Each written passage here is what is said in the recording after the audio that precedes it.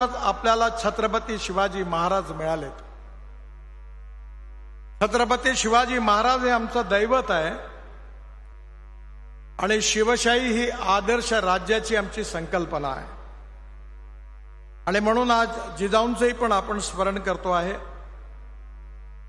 आणि स्वामी विवेकानंदजींचं स्मरण करत असताना त्यांनी शिकागोमध्ये केलेलं जे भाषण होतं ते आपल्या भविष्याचं दिशादर्शन देणारं भाषण आहे. स्वामीजींनी सांगितलं होतं की 18वी सदी जी आहे ती मुघल सल्तनतची होती. 19वी सदी जी होती ती भारतामध्ये सगळीकडे युनियन जॅक फडकत होता. आणि 20वी सदी होती ती अमेरिकेची होती. आणि 21वी सदी 21वं शतक जर या जगात कोणाचं असेल तर ते हिंदुस्थानचं आहे. ही भविष्यवाणी स्वामी विवेकानंदांनी केली होती आणि ही भविष्यवाणी खरी होणार आहे. आणि ही खरी करण्याची जबाबदारी आपल्या सगळ्यांच्यावर आहे. आदरणीय नरेंद्र मोदीजींच्या नेतृत्वाखाली आपल्या भारताला आपल्या हिंदुस्थानाला विश्वगुरू आपल्याला बनवायचा आहे. आणि त्याचबरोबर आत्मनिर्भर भारत विकसनशील भारताचं स्वप्नही पूर्ण करायचं आहे. खऱ्या अर्थाने $5 ट्रिलियन इकॉनॉमी आपल्याला तयार करायची आहे. आणि प्रधानमंत्र्यांनी सांगितलंय की जगातली तिसरी आर्थिक व्यवस्था म्हणून आपल्या देशाला पुढे न्यायचं आहे. हे सगळं पुढे स्वप्न पूर्ण करायचं असेल तर या स्वप्नाचा संबंध रामराज्याशी आहे आणि शिवशाहीशी आहे.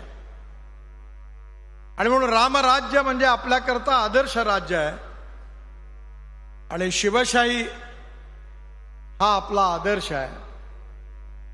आणि यावेळच्या महाराष्ट्राच्या निवडणुकीमध्ये महाराष्ट्राच्या जनतेने आपल्याला अभूतपूर्व यश दिलेलं आहे. ते शिवशाही या राज्यात स्थापन करण्याकरता दिलेलं आहे. त्याची जबाबदारी आपल्या सगळ्यांवर टाकलेली आहे. मिळालेलं यश हे अभूतपूर्व आहे. आजपर्यंतच्या इतिहासामध्ये हे यश जे आहे हे खऱ्या अर्थाने महाराष्ट्रात भारतीय जनता पार्टीच्या इतिहासाचं हे सुवर्ण शिखर आहे.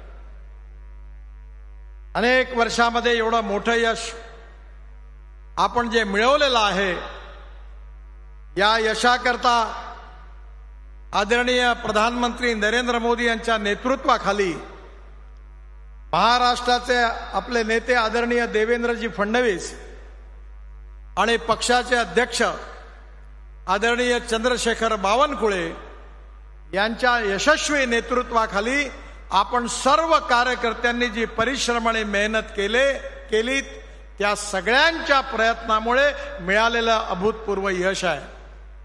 आणि म्हणून मी सगळ्यात पहिल्यांदी आपल्या सगळ्यांचं देवेंद्रजींचं बावनकुळेंचं आणि आपल्या सर्व पदाधिकाऱ्यांचं आणि कार्यकर्त्यांचं मनापासून अभिनंदन करतो आणि आपल्या सगळ्यांना खूप खूप शुभेच्छा देतो. यश मिळालेलं आहे पण ज्या अपेक्षेने जनतेने आपल्याला हे यश दिलेलं आहे त्या अपेक्षा पूर्ण करण्याची जबाबदारी देखील आपल्यावर आलेली आहे. हा महाराष्ट्र छत्रपती शिवाजी महाराजांचा महाराष्ट्र आहे. हा महाराष्ट्र डॉक्टर बाबासाहेब आंबेडकर, महात्मा ज्योतिबा फुले, राजर्षी शाहू महाराजांचा महाराष्ट्र आहे. हा महाराष्ट्र स्वातंत्र्यवीर सावरकर, लोकमान्य टिळकांचा महाराष्ट्र आहे. हा महाराष्ट्र ही संतांची भूमी आहे. संत तुकाराम महाराज, संत ज्ञानेश्वर महाराज, तुकडोजी महाराज, गजानन महाराज, गाडगे महाराज या सगळ्या संतांनी या महाराष्ट्राला एक संत विचाराची पार्श्वभूमी दिलेली आहे. जनतेचं कल्याण झालं पाहिजे. लोक कल्याणकारी लोकतंत्राची स्थापना आपल्या हातून व्हावी ही जनतेची अपेक्षा आहे. आणि शिर्डीच्या या पवित्र भूमीवर साईबाबांचं स्मरण करून विजयातून मिळालेल्या विश्वासातून भविष्याचा महाराष्ट्र निर्माण करण्याचा संकल्प या ऐतिहासिक भूमीवर आपल्या सगळ्यांना करायचा आहे. आपल्याला मिळालेली जी सत्ता आहे त्याचं वेगळं महत्व आहे. अटल बिहारी वाजपेयी नेहमी असं म्हणायचे, केवल राज बदलना हमारा उद्देश्य नहीं है, तो समाज बदलना हमारा उद्दिष्ट है. ज्यावेळी अटल बिहारींच्या समोर आम्ही नारे लावायचो कि देश का नेता कैसा हो, अटल बिहारी जैसा हो, अटल बिहारी जी म्हणायचे, देश का नेता कैसा हो ये प्रश्न नहीं है, ये देश कैसा हो ये हमारे सामने प्रश्न है. इस देश को सुखी, समृद्ध, संपन्न, शक्तिशाली हमको करना है. गांव, गरीब, मजदूर, किसान का कल्याण करना है. हमारी जो सीमाएं उनको सुरक्षित करना है. आतंकवाद, जातीयता, सांप्रदायिकता से समाज को मुक्ति देनी है और सामाजिक समता और आर्थिक समता प्रस्थापित करनी है. मुझे याद है कि महाभारत पूरा समाप्त होने के बाद एक बहुत अच्छी घटना है कि जिन जिन लोगों ने महाभारत के धर्म युद्ध में अपने जीवन को न्यौछावर करके अपने प्राण दिए थे, सत्य की जीत हुई, पांडवों की जीत हुई. तब उन जिन लोगों ने बलिदान किया उनके स्मृति को अभिवादन करने के लिए धर्मराज जब नदी के किनारे पर खड़े थे और एक एक नाम लेकर पानी से अर्घ्य दे रहे थे, त्यावेळी भगवान श्रीकृष्णाने त्यांना सांगितलं आणि भगवान श्रीकृष्णांचा विचार भगवद्गीतेच्या रूपाने आपल्या सगळ्यांना माहिती आहे. ह्या सगळ्यांचं बलिदान जे होतं ते कशा करता होतं, ते सत्या करता होतं, ते धर्मराज्याच्या स्थापनेकरता होतं. एका स्त्रीचा अपमान झाला होता, त्या अपमानाचा सूड घेण्याकरता समाजात आदर्श व्यवस्था प्रस्थापित झाली पाहिजे त्याकरता होतं. ज्यावेळी धर्माला ग्लानी येते त्यावेळी मी अवतार घेतो असं भगवान श्रीकृष्णांनी सांगितलं होतं. त्यामुळे आता युद्ध संपलेलं आहे, विजय मिळालेला आहे. विजयाचा आनंद होणं स्वाभाविक आहे, पण विजयाचं रूपांतर, स्वराज्याचं रूपांतर सुराज्यामध्ये करणं जसं आपली जबाबदारी होती, तसं या महाराष्ट्रात मिळालेल्या या विजयाचं रूपांतर महाराष्ट्राचं सुराज्यामध्ये करण्याची आपली जबाबदारी आहे. आपल्या सगळ्यांना माहिती आहे की भारतीय जनता पार्टीची 1980 साली ज्यावेळी स्थापना झाली त्यावेळी 3 गोष्टी प्रकर्षाने भारतीय जनता पार्टीने समोर ठेवून कार्य करताना त्यावेळी आपल्या नेत्यांनी मार्गदर्शन केलं होतं. पहिला विचार होता राष्ट्रवाद. हे राष्ट्र आम्हाला सर्वोपरी आहे. काश्मीर पासून तर कन्याकुमारी पर्यंत अनेकता में एकता, यही हमारी विशेषता. अलग भाषा, अलग वेश, फिर भी हमारा एक देश, असे आमचं राष्ट्र आम्हाला सर्वोपरी आहे. या राष्ट्राची सर्वांगीण उन्नती आणि विकास करणं, या राष्ट्राला आर्थिकदृष्ट्या समृद्ध संपन्न करणं, या राष्ट्रामधली गरिबी, भूकमरी, बेरोजगारी दूर करणं, खऱ्या अर्थाने संपूर्ण विश्वाला मार्गदर्शन करू शकेल अशी शक्ती निर्माण करणं, हा राष्ट्रवादाचा, राष्ट्राच्या प्रगतीचा सर्वांगीण विचार, हा भारतीय जनता पार्टीच्या विचाराचा आत्मा आहे. आणि हे जर आपल्याला करायचं असेल तर विरोधी पक्षात जर असू तर आपण लोकशाहीमध्ये आपल्या कर्तव्याचं पालन करू. पण आज सुदैवाने जनतेच्या आशीर्वादाने आज आपण सत्तेमध्ये आलो आहोत आणि या सत्तेच्या माध्यमातून आपल्याला समाज परिवर्तन करायचं आहे. गाव, गरीब, मजदूर, शेतकऱ्याचं कल्याण करायचं आहे. आणि ते जर करायचं असेल तर त्याकरता सुशासन आणि विकास, गुड गव्हर्नन्स अँड डेव्हलपमेंट हे आपलं मिशन आहे. आणि म्हणून आपली जबाबदारी आहे की आपल्या या राज्यामध्ये रयतेचं, जसं छत्रपती शिवाजी महाराजांनी सांगितलं होतं, हे राज्य श्रींचं राज्य आहे, न्यायाचं राज्य आहे. आणि खऱ्या अर्थाने छत्रपती शिवाजी महाराजांचा आदर्श समोर ठेवून या महाराष्ट्रामध्ये त्या अनुरूप परिवर्तन घडवून आणण्याची जबाबदारी आपल्या सगळ्यांवर आहे. अनेक लोक मंत्री येतात, आमदार होतात, खासदार होतात, चालले जातात. लोक त्यांना आठवण नाही ठेवत. आमच्या इथे विदर्भामध्ये बाबासाहेब आंबेडकर लोकसभेच्या निवडणुकीमध्ये उभे होते, झाले, दुसरे उमेदवार निवडून आले, पण निवडून आलेल्या उमेदवाराला आता त्याची आठवण फार लोक करत नाही. पण बाबासाहेब आंबेडकर मात्र सर्व विश्वामध्ये लक्षात आहेत. याचं कारण निवडणुकीच्या जय पराजयातून केवळ मोठेपण येतं ही गोष्ट पूर्णपणे सत्य नाही आहे. आपल्या कार्यातून, आपल्या कर्तृत्वातून, समाजाच्या सेवेतून, आपल्या गावाकरता, आपल्या जिल्ह्याकरता आपण जो काही त्यांचं जीवन सुसह्य करण्याकरता प्रयत्न करून जे कार्य करणार आहोत ते कार्य लोकांच्या लक्षात राहणार आहे. एका विचारवंतांनी चांगलं सांगितलंय की every politician thinks about his next election and every socio economic reformer thinks from century to century. ज्यावेळी भारतीय जनता पार्टीची स्थापना झाली त्याच्या आधी भारतीय जनसंघ होता. जनसंघाची स्थापना झाली ज्यावेळी डॉक्टर श्यामाप्रसाद मुखर्जींच्या नेतृत्वाखाली 1952 मध्ये जनसंघाची स्थापना झाली. डॉक्टर श्यामाप्रसाद मुखर्जी नेहरूजींच्या मंत्रिमंडळात मंत्री होते आणि त्यांनी मंत्रिपदाचा राजीनामा दिल्यानंतर भारतीय जनसंघाची स्थापना केली.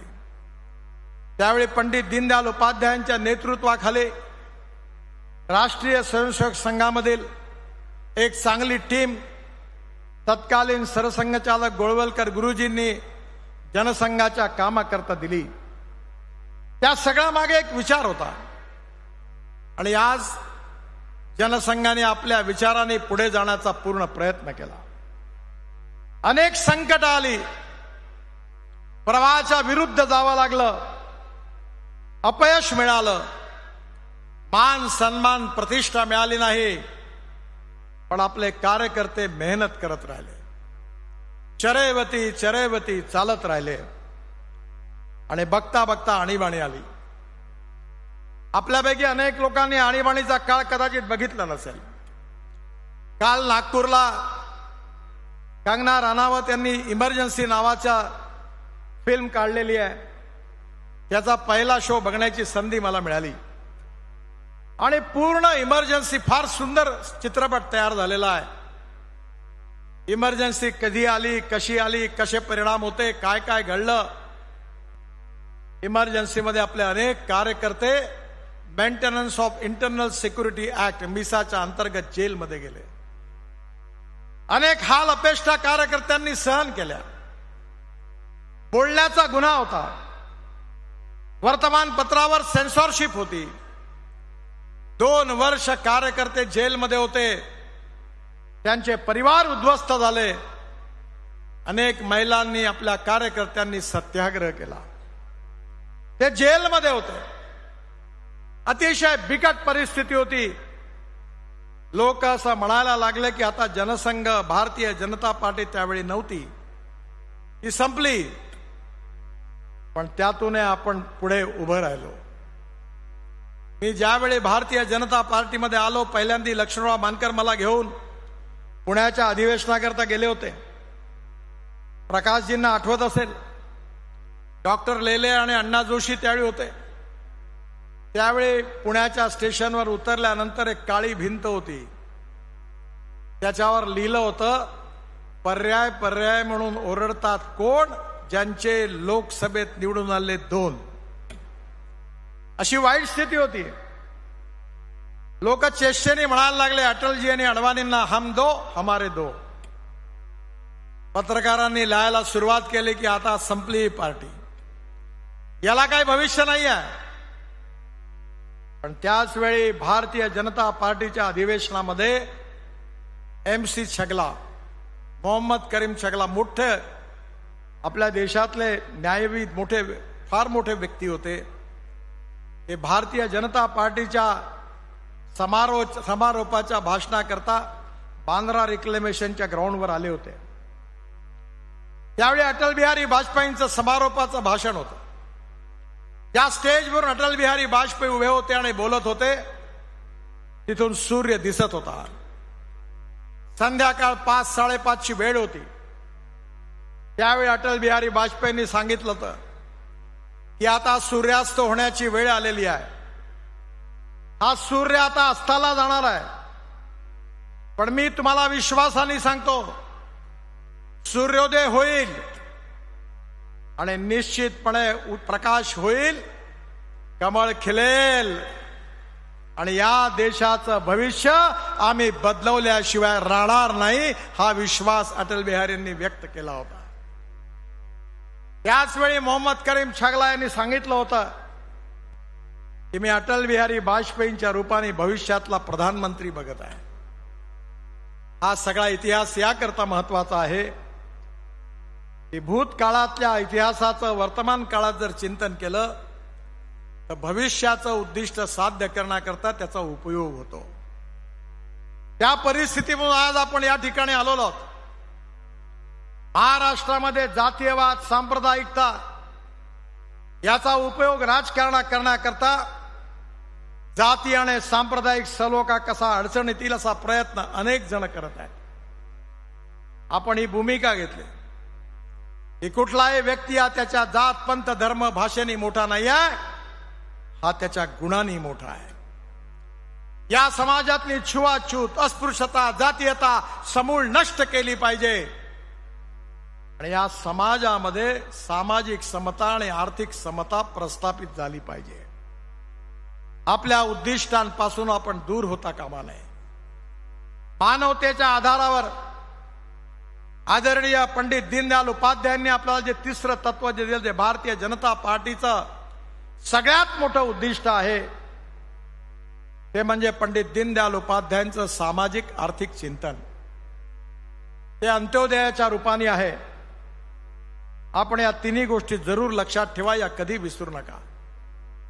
हे चिंतन आपल्याला असं सांगतं की या समाजातला तळागाळातला जो शोषित आहे, पीडित आहे, दलित आहे, ज्याला राहायला घर नाही आहे, ज्याच्या शरीरावर कपडा नाही आहे, ज्याला खायला अन्न नाही आहे, त्या दरिद्र नारायणाला आम्ही परमेश्वर मानू आणि त्याची आम्ही निरंतर सेवा करत राहू.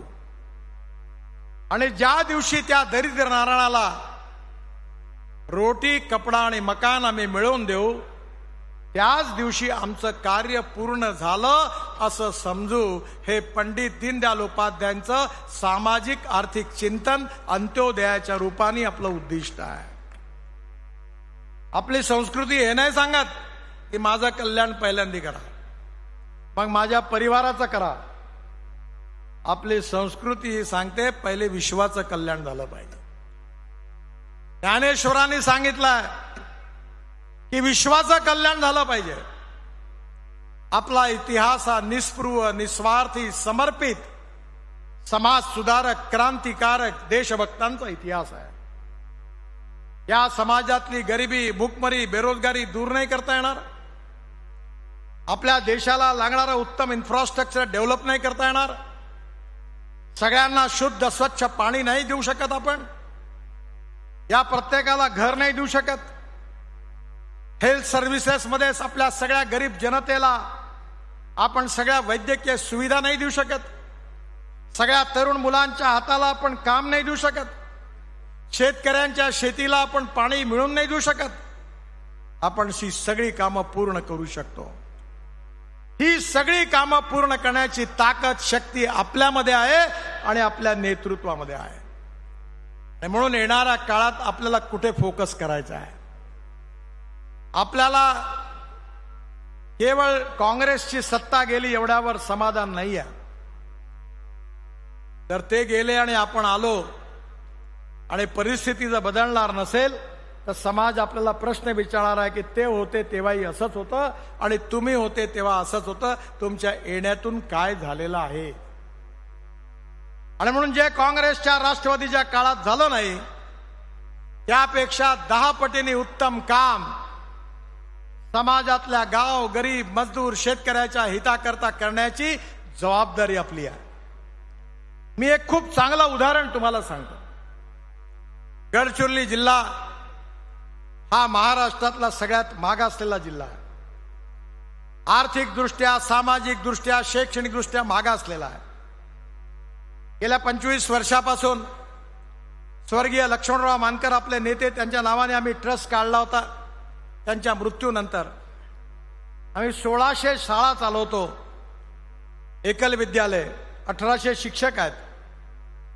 आणि ते 1800 शिक्षक जे आहेत ते संध्याकाळी 6 नंतर गावात राहू शकत नव्हते. जिल्ह्यामध्ये रोड नव्हते. म्हणजे परिस्थिती एवढी बिकट होती की डॉक्टर आणि दवाखाना आणि शाळांचा तर पत्ता नव्हताच, पण मिठाच्या ऐवजी लाल मुंग्या बारीक करून मिठाच्या ऐवजी त्याचा उपयोग आदिवासी करत होते.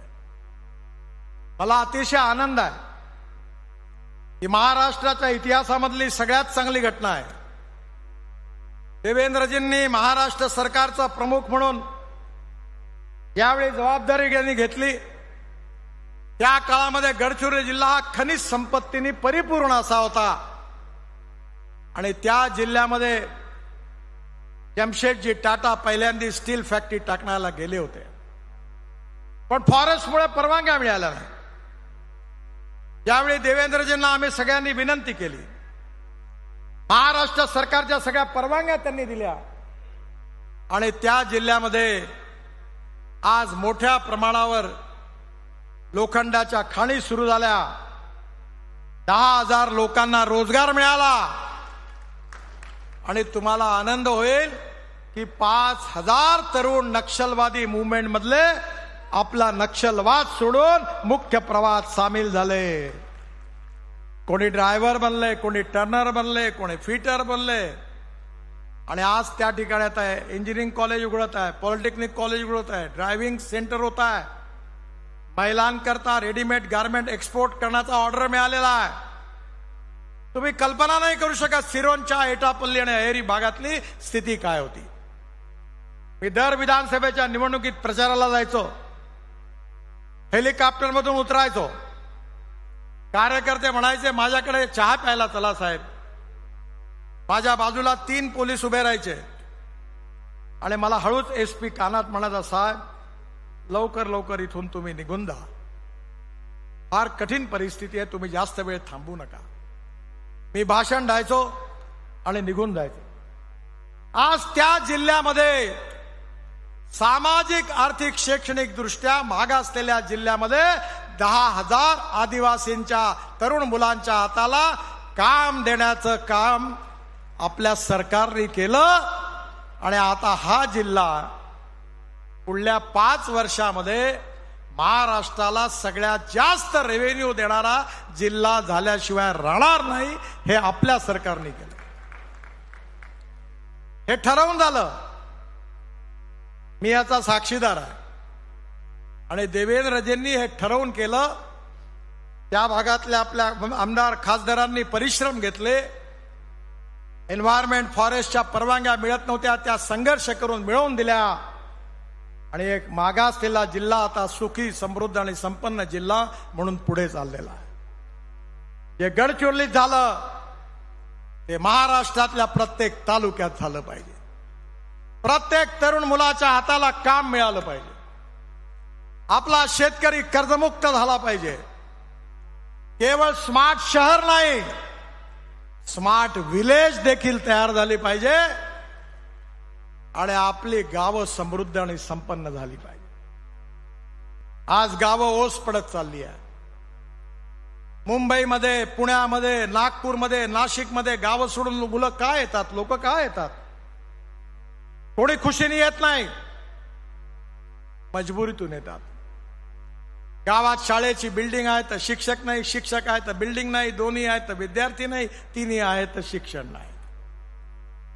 गावामधली स्थिती अशी आहे, आपल्या काळात ही बदलली आहे, ही काँग्रेसच्या काळात होती. ही हॉस्पिटल असेल तर डॉक्टर नाही, डॉक्टर असेल तर बिल्डिंग नाही, दोन्ही असेल तर औषधं नाही, तिन्ही असेल तर नर्स नाही, कोण मरायला जाईल?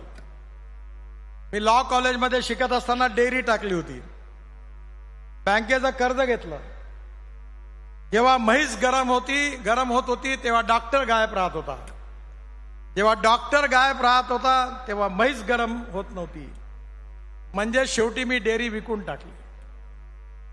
म्हणजे आज महाराष्ट्रामध्ये गावातला जो शेतकरी आहे, शेतमजूर आहे, त्याचं जीवन आपल्या सरकारने बदलवलं आहे.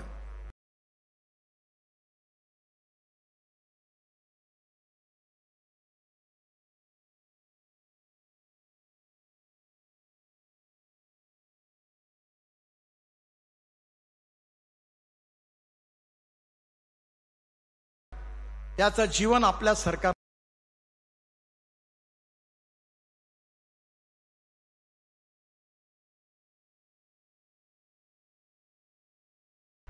त्याचं जीवन आपल्या सरकार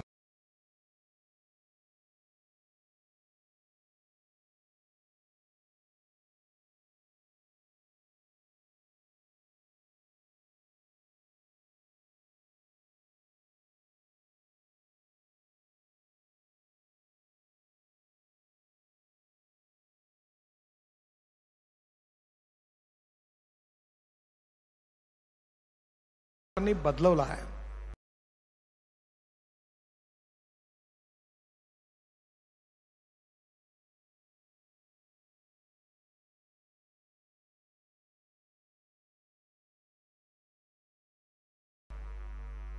मला अतिशय आनंद आहे की महाराष्ट्राच्या इतिहासामधली सगळ्यात चांगली घटना आहे.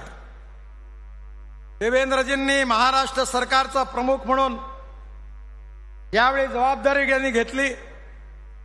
त्या काळामध्ये गडचिरोली जिल्हा हा खनिज संपत्तीने परिपूर्ण असा होता आणि त्या जिल्ह्यामध्ये जमशेदजी टाटा पहिल्यांदा स्टील फॅक्टरी टाकण्याला गेले होते, पण फॉरेस्टमुळे परवानग्या मिळाल्या नाही.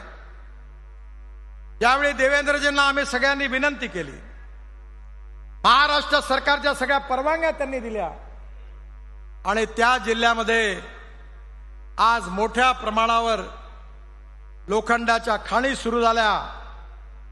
10,000 लोकांना रोजगार मिळाला आणि तुम्हाला आनंद होईल की 5,000 तरुण नक्षलवादी मूवमेंट मधले आपला नक्षलवाद सोडून मुख्य प्रवाहात सामील झाले. कोणी ड्रायव्हर बनले, कोणी टर्नर बनले, कोणी फिटर बनले आणि आज त्या ठिकाणी आता आहे इंजिनिअरिंग कॉलेज उघडत आहे, पॉलिटेक्निक कॉलेज उघडत आहे, ड्रायव्हिंग सेंटर होत आहे. महिलांकरता रेडीमेड गारमेंट एक्सपोर्ट करण्याचा ऑर्डर मिळालेला आहे. तुम्ही कल्पना नाही करू शकत सिरोंच्या, एटापल्ली आणि अहेरी भागातली स्थिती काय होती.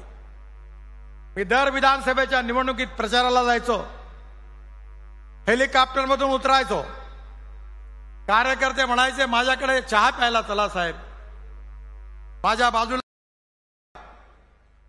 तो मी त्यांना विचारलं कि आप कहां डाल रहे? तो बोले महाराष्ट्र में डालने का विचार हो रहा है. मतलब कहां? तो बोले संभाजी नगर में. मतलब बिल्कुल जरूर डालो, बिल्कुल जरूर डालो, वहां सब प्रकार के वेंडर्स आपको मिलेंगे आणि ते 22,000 कोटी रुपयाची इन्व्हेस्टमेंट संभाजी नगरला करून शेतकऱ्यांनी तयार केलेल्या इथेनॉलवर चालणारे इंजिन तयार करण्याची फॅक्टरी टाकत आहेत. आज महाराष्ट्र एक्सपोर्ट मध्ये पुढे आहे. इम्पोर्ट कमी केला पाहिजे आणि एक्सपोर्ट वाढवला पाहिजे, ही सगळ्यात मोठी देशभक्ती आहे. आज जगामध्ये सगळ्यात जास्त young talented engineering skilled man power जर कोणत्या देशामध्ये असेल तर त्या देशाचं नाव हिंदुस्थान आहे. आणि हिंदुस्थानमध्ये सगळ्यात जास्त train skilled engineering youth man power जर कोणत्या राज्यात असेल तर त्या राज्याचं नाव महाराष्ट्र आहे. जर इंडस्ट्रीचा विकास झाला, पर्यटनाचा विकास झाला, शेतीचा विकास झाला, हा अहमदनगर जिल्हा केवढा प्रगतिशील आणि समृद्ध आणि संपन्न आहे. नाशिक जिल्हा संपन्न आहे. फॉर्मर प्रोड्यूस कंपनी नाशिकची, त्या विलास शिंदेची 1500 कोटी रुपयाचे द्राक्ष त्यांनी जगामध्ये एक्सपोर्ट केले. या महाराष्ट्रामध्ये पोटेन्शियल आहे. समर्थ रामदासांनी सांगितलंय की सामर्थ्य आहे चळवळीचे, जो जो करील तयाचे. एक गोष्ट लक्षात ठेवा की time is the most important capital for development. Time, वेळ, एक एक क्षण महत्वाचा आहे. वन डे क्रिकेट सारखं खेळायचं आहे आणि छक्के चौके लावायचे आहेत आणि महाराष्ट्राला पुढे न्यायचं आहे. जर महाराष्ट्र पुढे झाला तर हिंदुस्थानचं देखील भविष्य बदलणार आहे. म्हणून या सत्तेचा उपयोग सुखी, समृद्ध, संपन्न आणि शक्तिशाली महाराष्ट्राकरता कसा होईल, या सत्तेचा उपयोग महाराष्ट्रातून जातीयवाद, छुवाछूत, अस्पृश्यता नष्ट होऊन राजर्षी शाहू महाराज, महात्मा ज्योतिबा फुले आणि बाबासाहेब आंबेडकर यांच्या स्वप्नातलं सामाजिक समता आणि आर्थिक समता या समाजात कशी प्रस्थापित होईल. या महाराष्ट्रामध्ये ज्ञान, विज्ञान, तंत्रविज्ञान, इनोव्हेशन, रिसर्च, ज्याला आपण नॉलेज म्हणतो, ज्ञान म्हणतो, ते conversion of knowledge into wealth करण्याची ताकद महाराष्ट्रामध्ये आहे. हा महाराष्ट्र छत्रपती शिवाजी महाराजांचा महाराष्ट्र आहे. यशवंत, कीर्तिवंत, वरदवंत, सामर्थ्यवंत, जाणता राजा, निष्ठ्याचा महामेरू, बहुत जनासी आधारू, अखंड स्थितीचा निर्धारू, श्रीमंत योगी. हे छत्रपती शिवाजी महाराज आमचं दैवत आहे. मी नेहमी आपल्या घरामध्ये छत्रपती शिवाजी महाराजांचं छोटीशी प्रतिकृती नेहमी ठेवतो, आठवण ठेवतो त्याची. कारण शिवाजी महाराज हे आमचा अल्टिमेट आदर्श आहे. हीच शिवशाही महाराष्ट्रात निर्माण झाली पाहिजे आणि ती शिवशाही निर्माण करण्याची जबाबदारी देवेंद्रजींच्या नेतृत्वाखाली या मंत्रिमंडळाची आहे, आमदारांची आहे, खासदारांची आहे आणि आपल्या सर्व कार्यकर्त्यांची आहे. नाही तर आज कहाणी खाया पिया कुछ नहीं, गिलास फोडा आठवणा, आले आले गेले गेले असं नाही करायचं आहे. संधी आणि वेळ. मी नेहमी म्हणतो, there are some people who convert problems to opportunities and there are some people who convert opportunities into the problems. समस्या आहेत, प्रश्न गंभीर आहेत, पण नेतृत्वामध्ये क्षमता आहे. छत्रपती शिवाजी महाराजांच्या स्वप्नातली शिवशाही या महाराष्ट्रात आम्ही आणल्याशिवाय राहणार नाही, असा निर्धार शिर्डीच्या साईबाबाच्या समक्ष आपण सगळ्यांनी करून आपण या ठिकाणून जा. साईबाबांचा आशीर्वाद आपलं मिशन, आपलं उद्दिष्ट यशस्वी केल्याशिवाय राहणार नाही असा माझा विश्वास आहे. आणि ते उद्दिष्ट पूर्ण करण्याकरता मंचावरील सर्व नेत्यांना आणि आपल्या सर्व कार्यकर्त्यांना मनापासून खूप खूप शुभेच्छा.